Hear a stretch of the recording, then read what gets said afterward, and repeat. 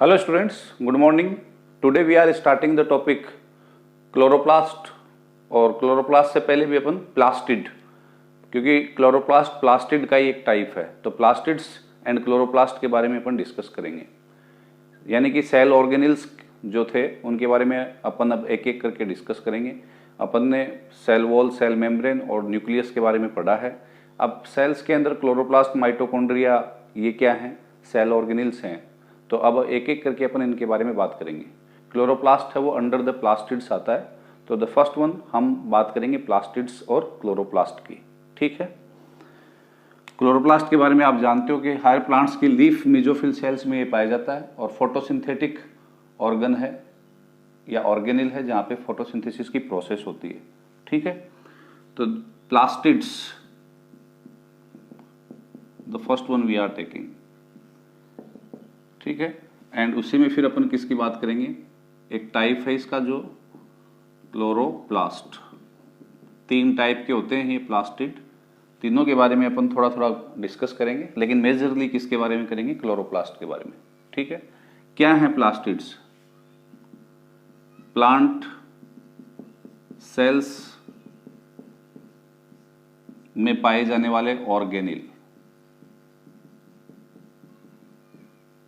जो डबल मेम्ब्रेन्ड होते हैं, यानी कि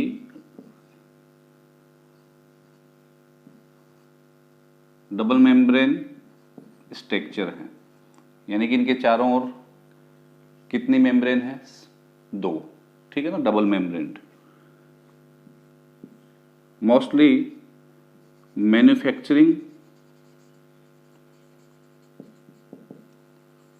and storing of food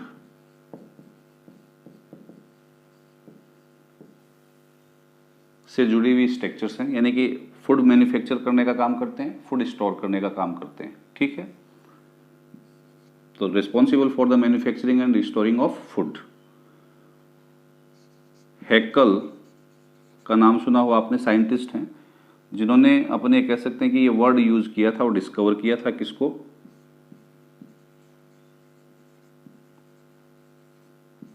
plastids को। यानी कि प्लास्टिड जो टर्म है वो किसने दी थी? हैकल के द्वारा दी गई थी। ठीक है, क्लोरोप्लास्ट या प्लास्टिड प्लांट सेल के लार्जेस्ट ऑर्गेनिल है। ठीक है ना, लार्जेस्ट ऑर्गेनिल। पहले भी मैं बता चुका हूं कि प्लांट सेल के अंदर सबसे बड़ा साइज में जो ऑर्गेनिल होता है वो कौन होता है? क्लोरोप्लास्ट। एनिमल सेल में चूंकि क्लोरोप्लास्ट होता नहीं तो वहां पे कौन होगा? माइटोकॉन्ड्रिया। लेकिन अगर कंपोनेंट की बात करें तो वो न्यूक्लियस सबसे बड़ा होता है, चाहे वो प्लांट सेल हो चाहे एनिमल। कंपोनेंट की बात करें, ऑर्गेनिल की बात करें तो कौन है? क्लोरोप्लास्ट जो है वो प्लांट सेल के अंदर सबसे बड़ा सेल ऑर्गेनिल है। ठीक है, अब ये जो प्लास्टिड्स हैं इनको तीन टाइप्स में क्लासीफाई किया गया है। These are classified in the three types based on presence and absence of pigments. ये इंपॉर्टेंट है, ये आप ध्यान में रखें। पिगमेंट्स की प्रेजेंस और अब्सेंस के आधार पे इनको थ्री टाइप्स में क्लासिफाई किया गया है। तो वी कैन राइट हियर, क्या लिख सकते हैं अपन यहां पे कि plastids are classified in three types based on presence and absence of pigments। Pigments की प्रेजेंस और अब्सेंस के आधार पे इनको तीन टाइप में क्या किया गया है? क्लासिफाई किया गया है। अब वो तीन टाइप कौन सी है बेटा? वो ध्यान से देखें आप।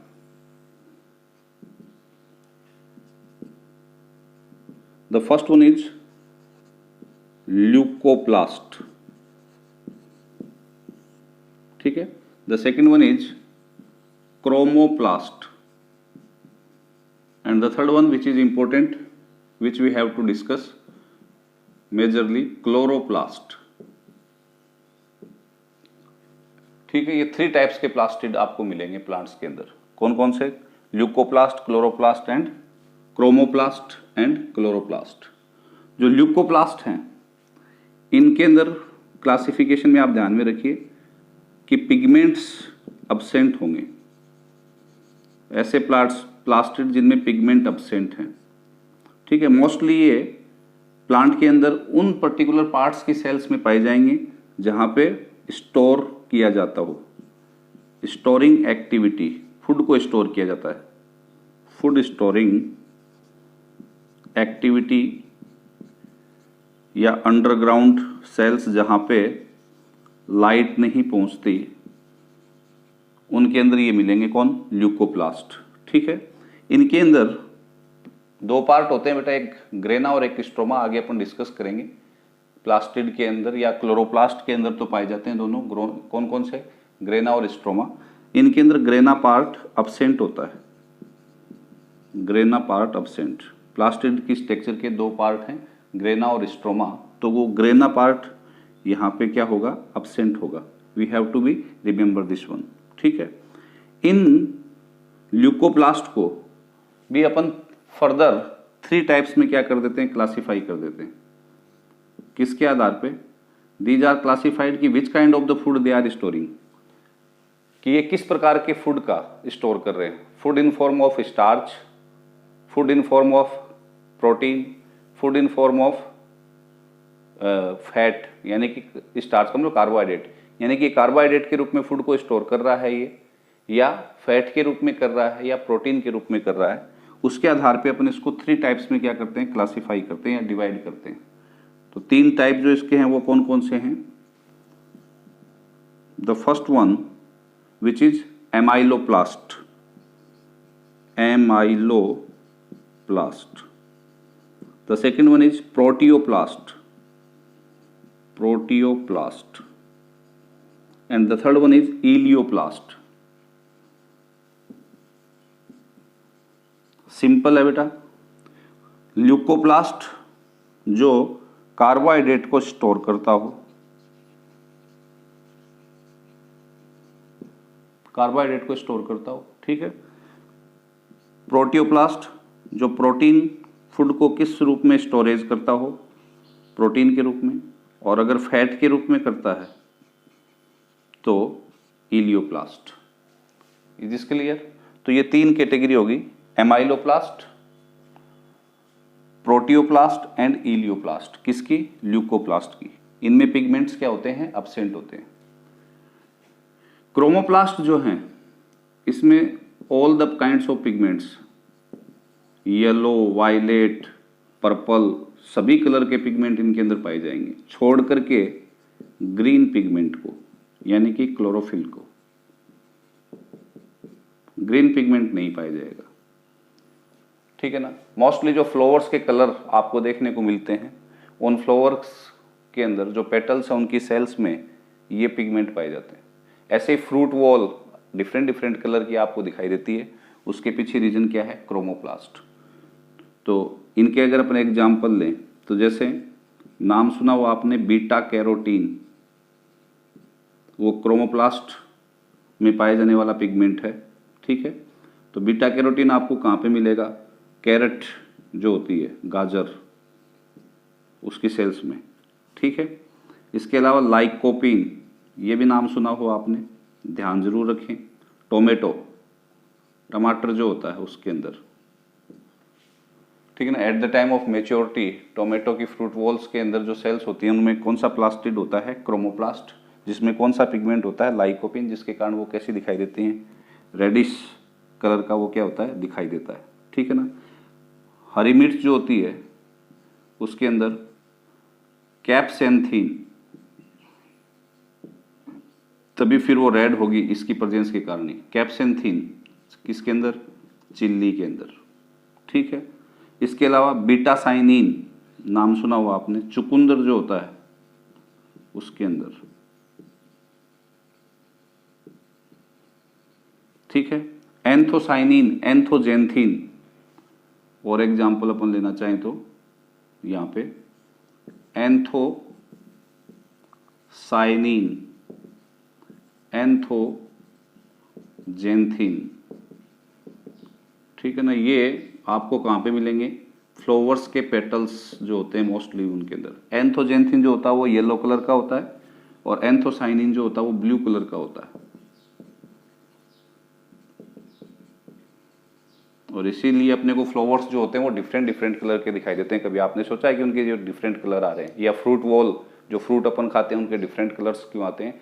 क्योंकि उनकी जो सेल्स हैं उन सेल्स में कौन सा प्लास्टिड उपस्थित है? क्रोमोप्लास्ट। और क्रोमोप्लास्ट के अंदर ग्रीन पिगमेंट को छोड़ करके बाकी के जितने भी कलर के पिगमेंट हैं, जिनके मैंने एग्जाम्पल्स कुछ दिए हैं, वो उनमें उपस्थित होते हैं, तो वो पिगमेंट के कारण वो कलर आता है। Is this clear? फाइनली बेटा क्लोरोप्लास्ट, तो ये वो प्लास्टिड है जिसके अंदर कौन सा पिगमेंट पाया जाता है? Green pigment.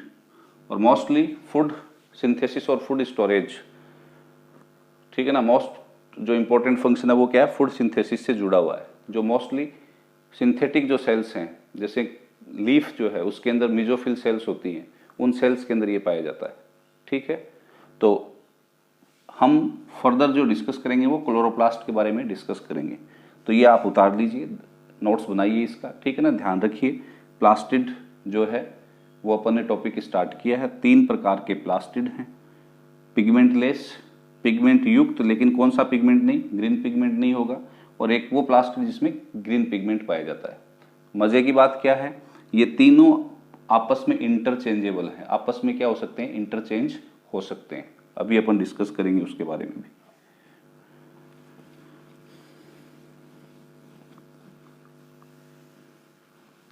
क्रोमोप्लास्ट जो होते हैं वो इरेगुलर होते हैं। क्रोमो का मतलब कलर, ठीक है ना। और निडल शेप्ड होते हैं बेटा, निडल शेप्ड प्लास्टिड क्रोमोप्लास्ट, जो इरेगुलर शेप के होंगे, ठीक है ना। और इनके अंदर जो मोस्टली जो पिगमेंट पाए जाते हैं क्लोरोफिल के अलावा, कौन? कैरोटिनॉइड्स, ठीक है ना। तो एक क्वेश्चन आता है कि प्लांट को फोटो ऑक्सीडेशन से कौन बचाता है? फोटो ऑक्सीडेशन, लाइट की प्रेजेंस के अंदर क्लोरोफिल मॉलिक्यूल टूटता है और ऑक्सीडाइज होता है, और क्लोरोफिल मॉलिक्यूल अगर प्लांट में टूटेगा तो प्लांट के अंदर फोटोसिंथेसिस नहीं होगा, ठीक है ना। तो फोटो ऑक्सीडेशन से प्रोटेक्ट करने का काम कौन करते हैं? क्रोमोप्लास्ट, या इनके अंदर पाए जाने वाला पिगमेंट, अभी बात की थी अपन ने, कौन? Beta carotene. Is this clear? Irregular shape के होते हैं ये, निडल शेप्ड, ठीक है। दूसरा जो मैंने अभी कहा कि all 3 types of plastids can interchange, आपस में क्या कर सकते हैं? इंटरचेंज कर सकते हैं, ठीक है। जैसे ये यूं समझिए आप, क्लोरोप्लास्ट, क्रोमोप्लास्ट एंड ल्यूकोप्लास्ट। ये डिपेंड करेगा प्लांट में कौन सी सेल्स में पाए जा रहे हैं और लाइट की कंडीशन क्या है। जब लाइट की मात्रा अच्छी होती है तो ल्यूकोप्लास्ट उन सेल्स में किस में कन्वर्ट हो सकता है? क्लोरोप्लास्ट में। और लाइट डिम हो जाए तो क्लोरोप्लास्ट का कन्वर्जन हो सकता है किसके अंदर? ल्यूकोप्लास्ट में। ऐसे ही leucoplast can interchange in the chromoplast and chromoplast can interchange into the leucoplast. Chloroplast can change in the chromoplast, but ये ध्यान में रखना, डायरेक्टली क्रोमोप्लास्ट कभी भी क्लोरोप्लास्ट में कन्वर्ट नहीं हो सकता। हाँ, क्लोरोप्लास्ट क्रोमोप्लास्ट में हो सकता है, ल्यूकोप्लास्ट क्लोरोप्लास्ट में हो सकता है, ठीक है ना। ल्यूकोप्लास्ट क्रोमोप्लास्ट में और क्रोमोप्लास्ट ल्यूकोप्लास्ट में, यानी कि ये आपस में इंटरचेंजेबल हैं depending on the light. Light की क्वांटिटी इंटेंसिटी के ऊपर डिपेंड करेगा। हायर द इंटेंसिटी बढ़ती जाएगी तो ल्यूकोप्लास्ट क्रोमोप्लास्ट और क्लोरोप्लास्ट में कन्वर्ट हो सकता है। इंटेंसिटी और क्वांटिटी ऑफ लाइट कम होती जाएगी तो क्लोरोप्लास्ट और क्रोमोप्लास्ट वापस किस में कन्वर्ट हो सकते हैं? ल्यूकोप्लास्ट में। इसीलिए जो लो लाइट एरिया होते हैं प्लांट के, जैसे अंडरग्राउंड एरिया है, स्टेम के नीचे का भाग है, रूट है, उनकी सेल्स में आपको क्या मिलेगा? ल्यूकोप्लास्ट, जहाँ पे फूड को क्या कर रहा है? स्टोर कर रहा है, ठीक है ना। कौन सी फॉर्म को कर रहा है उसके आधार पे अपन इसको 3 टाइप्स में डिवाइड किया। कार्बोहाइड्रेट को तो एमाइलो, प्रोटीन को तो प्रोटियो, और अगर अपन देखें फैट को तो इलियोप्लास्ट, ठीक है ना। क्रोमोप्लास्ट लाइटेंड एरिया में होगा mostly, fruit wall, leaf, early stage के अंदर जब आती है लीफ, ठीक है ना। और फिर उसके बाद में, क्योंकि अर्ली स्टेज में लीफ ग्रीन नहीं होती, आपने देखा होगा कई प्लांट्स ऐसे जिनमें पर्पल या ब्राउनिश, ठीक है ना। और पेटल्स ऑफ द फ्लावर उनके अंदर मिलेगा। और फोटोसिंथेटिक जो सेल्स होंगी जैसे यंग स्टेम के अंदर और लीफ जो होती हैं उनके अंदर जो सेल्स होती हैं उनमें क्या पाया जाता है, क्लोरोप्लास्ट। तो नाउ वी आर टेकिंग, अब अपन स्टार्ट में जो टॉपिक कर रहे हैं वो क्या कर रहे हैं, क्लोरोप्लास्ट। तो देखिए क्लोरोप्लास्ट के बारे में अपन ने क्या कहा, सबसे पहले तो इसकी स्ट्रक्चर को अगर अपन देखें तो ये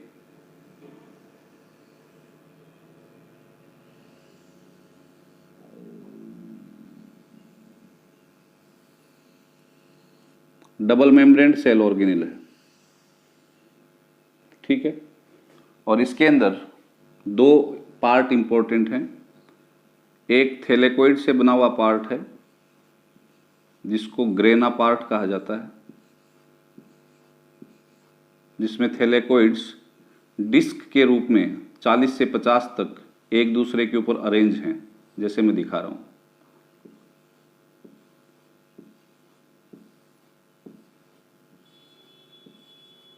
और ये थैलेकोइड्स आपस में स्ट्रोमा लेमिली के द्वारा कनेक्टेड होते हैं, फ्रेट चैनल के द्वारा क्या होते हैं, कनेक्टेड होते हैं, ठीक है। इन थैलेकोइड्स या ग्रेना जो पार्ट है इसमें ये जो थैलेकोइड्स हैं, एक एक लेयर क्या कहला रही है, थैलेकोइड। इसकी इंटरनल सरफेस के ऊपर पिगमेंट्स का ग्रुप पाया जाता है जिसको क्वांटासोम कहते हैं, ये पिगमेंट ग्रुप है।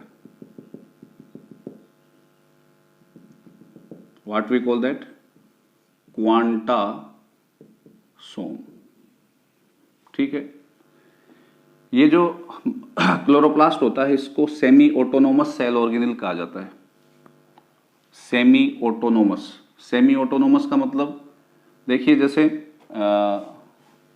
जम्मू एंड कश्मीर है, ठीक है ना, तो उसमें वहाँ का खुद का भी रूल था, ठीक है ना। अभी तो 370 को डिमोलिश करने के बाद में नहीं, लेकिन पहले वहाँ का खुद का भी रूल था, वहाँ का खुद का संविधान था। लेकिन अंडर द सेंट्रल गवर्नमेंट भी वो क्या होता था, कुछ पर्टिकुलर चीज़ें थी जिसके लिए वो सेंट्रल गवर्नमेंट के अंडर भी कंट्रोल्ड था। तो सेमी ऑटोनोमस का मतलब जिसके पास कुछ फैसले अपने लेने की योग्यता हो या कैपेसिटी, और कुछ के लिए वो किसके ऊपर, सेंटर पे डिपेंड करता हो। तो सेल के अंदर सेंटर कौन है, न्यूक्लियस।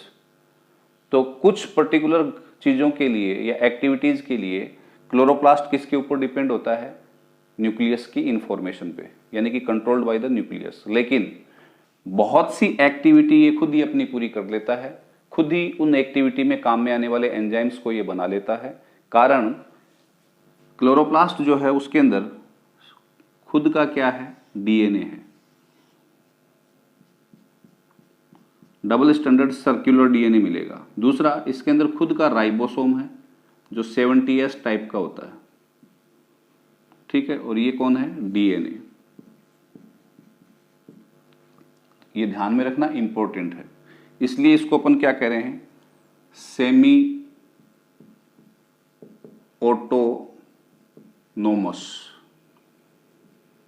एक बार फिर से डिफाइन कर रहा हूं, it can form all those enzymes mostly which are required for the process of photosynthesis and other activities which are happening in the chloroplast, but for some particular things it is depend on the nucleus or the center of the cell, ठीक है ना। that's why not completely autonomous, we are calling that semi autonomous, ठीक है। ये प्लास्टोग्लोब्यूलाई है,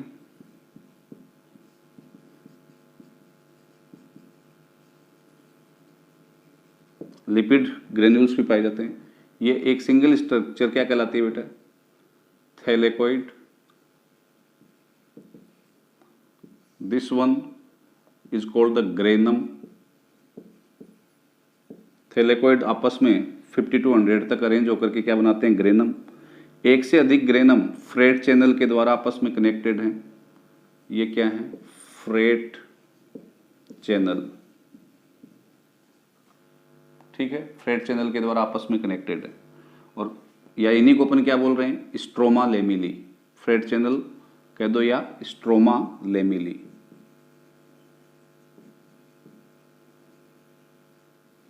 ठीक है।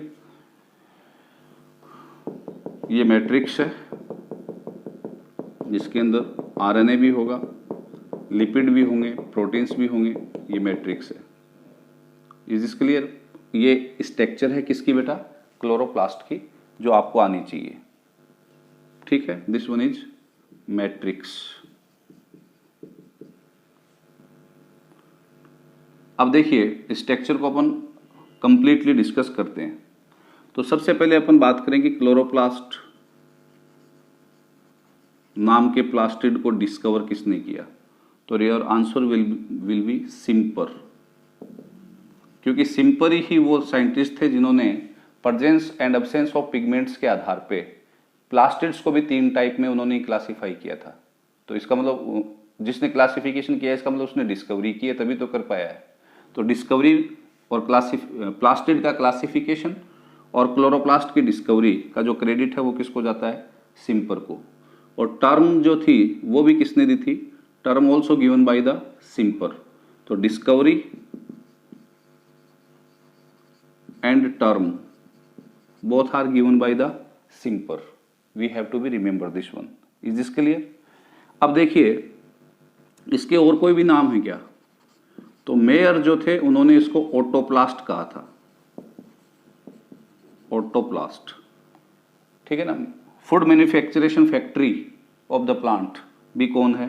Chloroplast है, क्योंकि यहाँ पे फोटोसिंथेसिस के द्वारा ये क्या करता है? फूड सिंथेसिस का काम करता है। Is this clear? नेक्स्ट, इसके अंदर डीएनए पाया जाता है, उसको डिस्कवर किया था रिस एंड प्लॉट।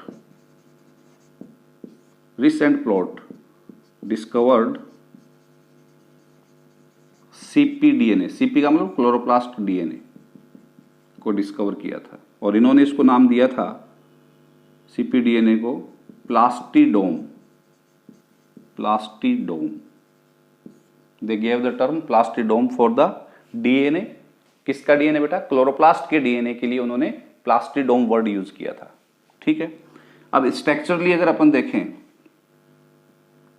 तो देखिए सबसे पहले सबसे बाहर से अपन आए तो कितने मेम्ब्रेन स्ट्रक्चर है? डबल मेम्ब्रेन स्ट्रक्चर है, जिसमें दोनों मेम्ब्रेन जितनी भी बायो मेम्ब्रेन होती हैं वो किसकी बनी होती हैं? अपन ने पढ़ा था, याद होगा, प्लाज्मा मेम्ब्रेन में लिपिड और प्रोटीन की। तो डबल मेम्ब्रेन है। आउटर मेम्ब्रेन और इनर मेम्ब्रेन, ये 2 मेम्ब्रेन है। ये आउटर मेम्ब्रेन हो गई और ये इनर मेम्ब्रेन।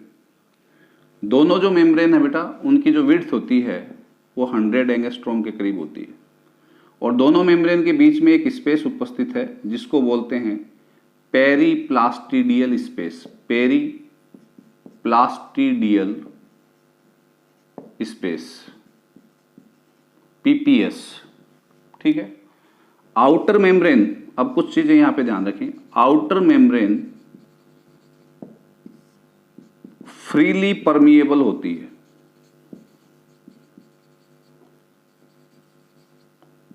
फ्रीली परमिएबल का मतलब क्या है? सोल्यूट और सॉल्वेंट, सॉल्यूशन के 2 भाग होते हैं, उन दोनों को आने और जाने देती है। कारण इसके अंदर पोरीन प्रोटीन्स पाए जाते हैं। पोरीन प्रोटीन चैनल्स पाए जाते हैं। You have to be remember, porin protein channels किसके अंदर? आउटर मेम्ब्रेन में। जबकि इनर मेम्ब्रेन जो होती है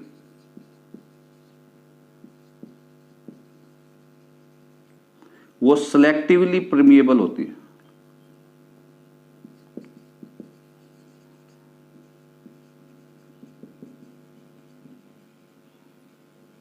और इसमें परमिएबिलिटी के लिए कौन सा एंजाइम पाया जाता है? याद हो तो आपको, परमीएज। जब मेम्ब्रेन की स्ट्रक्चर के बारे में अपन डिस्कस कर चुके हैं, तो सेल की परमिएबिलिटी को बढ़ाने वाले जो पर्टिकुलर एंजाइम्स हैं जो सेल की सरफेस पे पाए जाते हैं, मेम्ब्रेन की सरफेस पे, परमीएज। और ये पोरीन प्रोटीन आपको याद होगा यूं पोर कॉम्प्लेक्स के रूप में, पोरीन प्रोटीन चैनल, जिसके थ्रू सब्सटेंस क्या कर सकते हैं? एक्सचेंज कर सकते हैं। ठीक है, this is regarding to the membrane, दोनों मेम्ब्रेन्स के बीच में जो स्पेस है उसको अपन क्या बोल रहे हैं, periplastidial space. What we are calling that, periplastidial space. ठीक है, अब नेक्स्ट, अब देखिए अंदर की ओर अपन चलते हैं। तो देखिए इनर मेम्ब्रेन के बाद में जो अगला जो पार्ट आएगा वो मैट्रिक्स आएगा। ये आप ध्यान में रखना कि इनर मेम्ब्रेन ही फोल्ड होकर के क्या बनाती है, लेमिली बनाती है जो फ्री हो जाते हैं। यानी कि ये जो थैलेकोइड बने हैं, ये लेमिली बने हैं, ये कैसे बने बेटा, देखो यहाँ पे देखिए आप, ये इनर मेम्ब्रेन यूँ फोल्ड हो जाएगी और फोल्ड होने के बाद में यूँ अलग हो गया ये फोल्ड, तो ये क्या कहलाएगा, ऐसे ये फोल्ड बनते जाएंगे जिनको आप क्या कह रहे हो, थैलेकोइड्स। थैलेकोइड्स मिलकर के क्या बना रहे हैं, ग्रेनम। एक से अधिक ग्रेनम जो होते हैं उनको अपन क्या बोल देते हैं, ग्रेना। ठीक है ना। तो inner membrane folds and give rise the lamellae, ठीक है ना, जो क्या करेंगे, ये ग्रेना पार्ट का डेवलपमेंट करेंगे। क्लियर है। अब देखिए नेक्स्ट जो पार्ट है वो क्या है बेटा, मैट्रिक्स। कलरलेस है। अब ये अंदर जो भरा हुआ सब्सटेंस है उसको अपन क्या कह रहे हैं, मैट्रिक्स, कलरलेस। ठीक है। Colloidal, granular. ठीक है। इसमें क्या है बेटा, क्या क्या चीजें हैं इसमें, देखिए इस मैट्रिक्स में जो अंदर भरा हुआ है, matrix is made up of protein, lipids. ठीक है, प्रोटीन, लिपिड्स प्लस देखिए कौन सा राइबोसोम, 70S राइबोसोम। और क्या है बेटा, double helical DNA,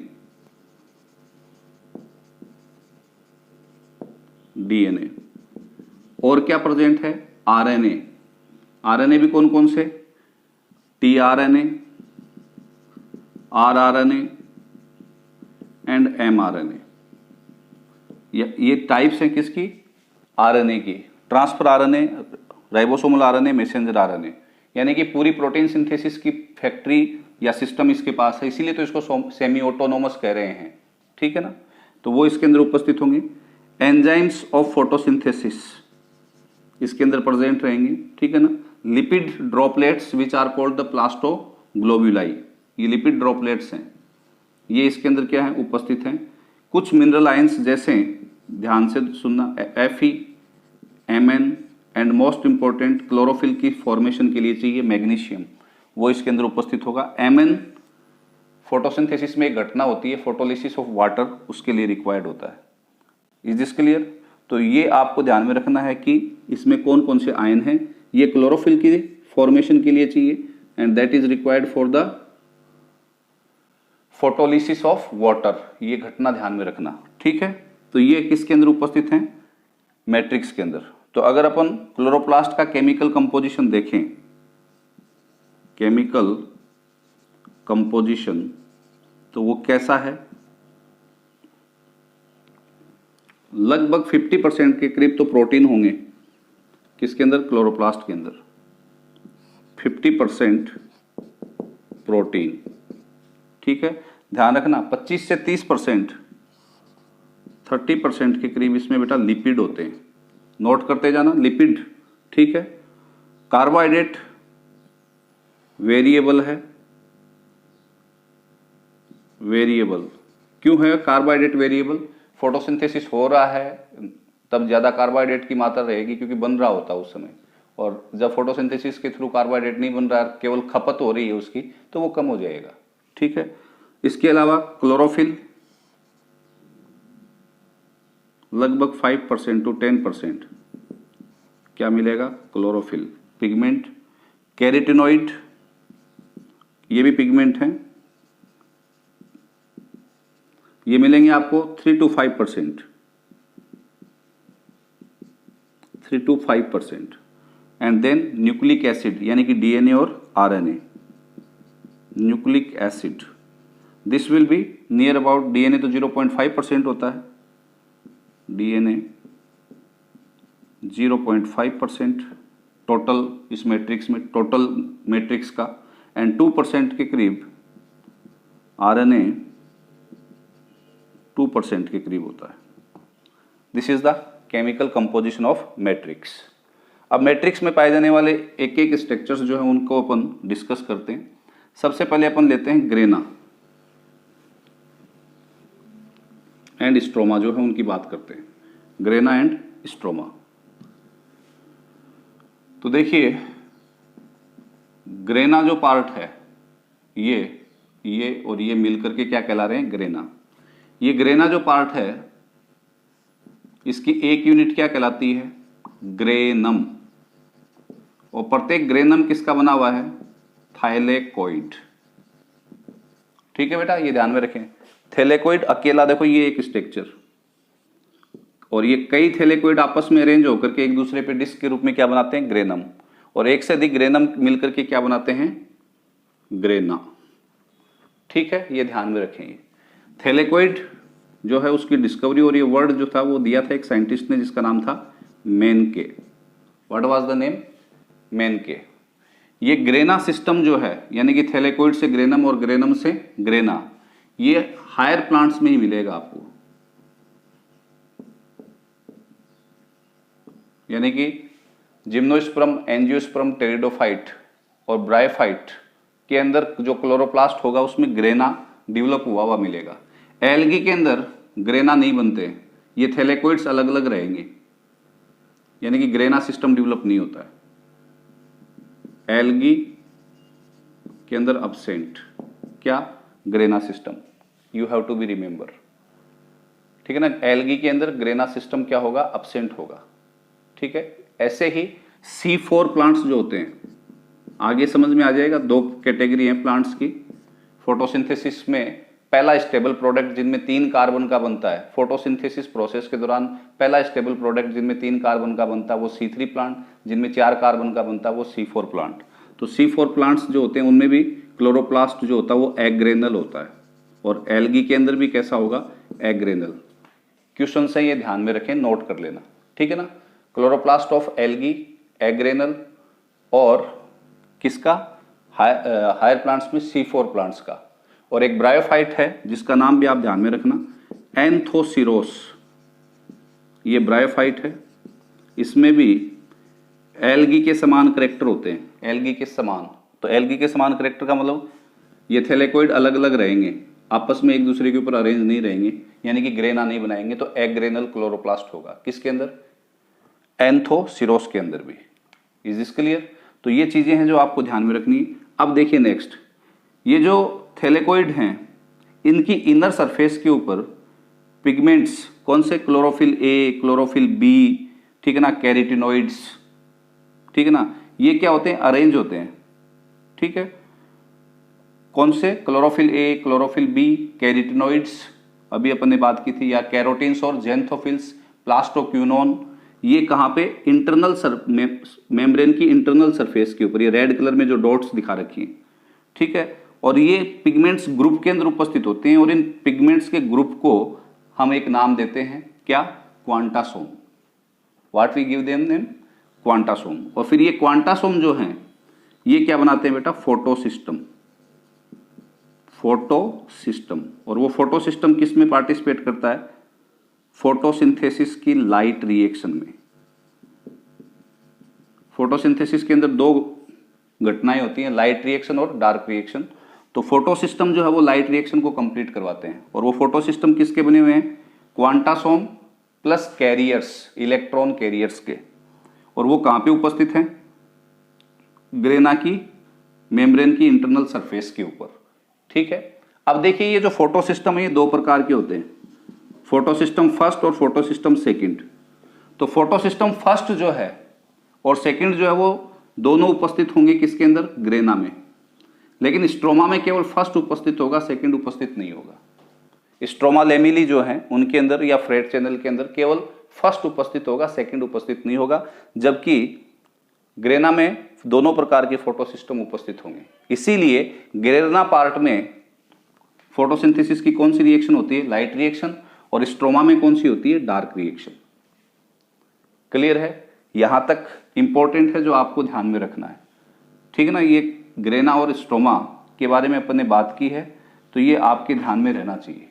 is this clear. Next, अब कुछ क्वेश्चंस आपसे पूछे जा सकते हैं कि स्ट्रोमा के अंदर लिपिड को स्टोरेज करने वाले जो ग्रेन्यूल्स होते हैं उनको क्या कहा जाता है। तो आपका आंसर होगा lipid storaging granules are called plastoglobuli. Plastoglobuli lipid storing कौन है? प्लास्टोग्लोब्यूलाई, ये रहे। ठीक है। दूसरा आपसे पूछा जा सकता है कि स्ट्रोमा में पाए जाने वाले विटामिन का नाम बताइए। तो स्ट्रोमा में पाए जाने वाले जो विटामिन हैं बेटा, विटामिन ई और विटामिन के। ठीक है। के जो है वो किसके रूप में काम करता है?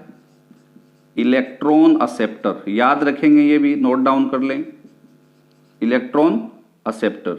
ठीक है। और ई जो है उसका काम क्या है? इन थैलेकोइड्स को नष्ट होने से बचाना, यानी कि protector of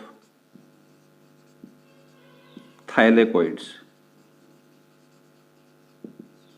we have to be remember. ठीक है। नेक्स्ट, एल्गी के अंदर इंपॉर्टेंट है ये चीज, अब मैं जो बोलने जा रहा हूं। एल्गी के अंदर मैंने क्या कहा कि मोस्टली एक सेल के अंदर एक क्लोरोप्लास्ट होगा, एक सेल में एक क्लोरोप्लास्ट। अभी मैं नंबर का डिस्कस करूंगा आपसे। जैसे हायर प्लांट्स होते हैं, अभी बता ही देता हूं आपको। हायर प्लांट्स के अंदर क्या होता है? 40 से लेकर के 100 तक पर सेल क्या मिल सकते हैं आपको? क्लोरोप्लास्ट। लेकिन एल्गी में और एंथोसिरोस एक ब्रायोफाइट है, उसमें एक सेल में आपको क्या मिलेगा? एक क्लोरोप्लास्ट। मोस्टली क्लोरोप्लास्ट मिलेंगे भी कहां पे? पेरीफ्री के ऊपर, सेल के अंदर। ये जैसे सेल है तो यहां पे स्कैटर्ड अवस्था में पेरीफ्री के ऊपर मिलेंगे। ठीक है ना। तो हायर प्लांट्स के अंदर मैंने क्या कहा कि 40 से 100 तक क्या हो सकते हैं? क्लोरोप्लास्ट हो सकते हैं। ठीक है। एल्गी के अंदर और एंथोसिरोस में एक सेल में कितना मिलेगा? एक क्लोरोप्लास्ट। एल्गीज के अंदर एक्सेप्शनली स्पाइरोगायरा जो है उसके अंदर अगर आप अपने से पूछे तो उसके अंदर एक सेल में 16 क्लोरोप्लास्ट मिलते हैं और स्पाइरल शेप के होते हैं वो। ठीक है। तो अभी अपन बात कर रहे थे कि एल्गी का जो क्लोरोप्लास्ट होता है उसके अंदर क्या होता है बेटा? एक प्रोटीन से बना हुआ चेंबर होता है, प्रोटीन की प्लेट से बना हुआ चेंबर। और वो जो चेंबर होता है प्रोटीन की प्लेट से बना हुआ, उसको बोलते हैं, एल्गी की बात कर रहा हूं और एंथोसिरोस की, उसको बोलते हैं बेटा पायरिनोइड। अंडरलाइन करना इसको, पायरिनोइड। और ये फूड स्टोर का काम करता है। यानी कि एल्गी में अलग से ल्यूकोप्लास्ट नहीं पाया जाता फूड स्टोरेज के लिए। क्लोरोप्लास्ट के अंदर ही किसकी? स्टार्च प्लेट से बनी हुई, ठीक है ना, एक स्ट्रक्चर है जिसमें स्टार्च का स्टोरेज होता है, जिसको अपन क्या बोलते हैं? Pyrenoid. We have to be remember this one, very important है। पायरिनोइड इन क्लोरोप्लास्ट ऑफ किसके? एल्गी। किसका काम करता है वो? फूड स्टोरेज का काम करता है। Is this clear? Next, pigments का जो ग्रुप है उसको अपन ने क्या कहा बेटा? क्वांटासोम। उस क्वांटासोम में क्या बताया मैंने? क्लोरोफिल के मॉलिक्यूल। ठीक है ना। जैसे क्लोरोफिल ए और क्लोरोफिल बी, लगभग 200 से 230 तो क्लोरोफिल ए के मॉलिक्यूल होते हैं, 150 से 170 के करीब क्लोरोफिल बी के मॉलिक्यूल होते हैं। और इसके अलावा कैरोटीन्स एंड जेंथोफिल्स। और ये सब पिगमेंट का काम क्या है? लाइट को कलेक्ट करना, क्योंकि फोटोसिंथेसिस के अंदर लाइट एनर्जी को कन्वर्ट किया जाता है किसके अंदर? केमिकल एनर्जी में। तो लाइट को क्वांटासोम इसीलिए नाम दे रहे हैं, क्वांटा यूनिट ऑफ लाइट, सोम यानी कि बॉडी। वो स्ट्रक्चर्स जो लाइट एनर्जी को क्या करते हैं? स्टोर करते हैं और फिर उस लाइट एनर्जी को यूज करेंगे और कन्वर्ट कर देंगे किसमें? केमिकल एनर्जी में, और फूड बनेगा। अपन सीधे लाइट से एनर्जी नहीं ले सकते। अपन क्या कर रहे हैं? फूड ले रहे हैं। और वो फूड क्या है? प्लांट्स ने सिंथेसाइज किया है उस लाइट एनर्जी को यूज करके। तो इंपॉर्टेंट है, ध्यान में रखें। इसीलिए इसका नाम क्वांटासोम है, क्योंकि लाइट एनर्जी को क्या करता है? कलेक्ट करता है। और ये क्वांटासोम किसका बना हुआ है? पिगमेंट्स का। Is this clear? ठीक है। तो ये स्ट्रक्चर है किसकी? क्लोरोप्लास्ट की।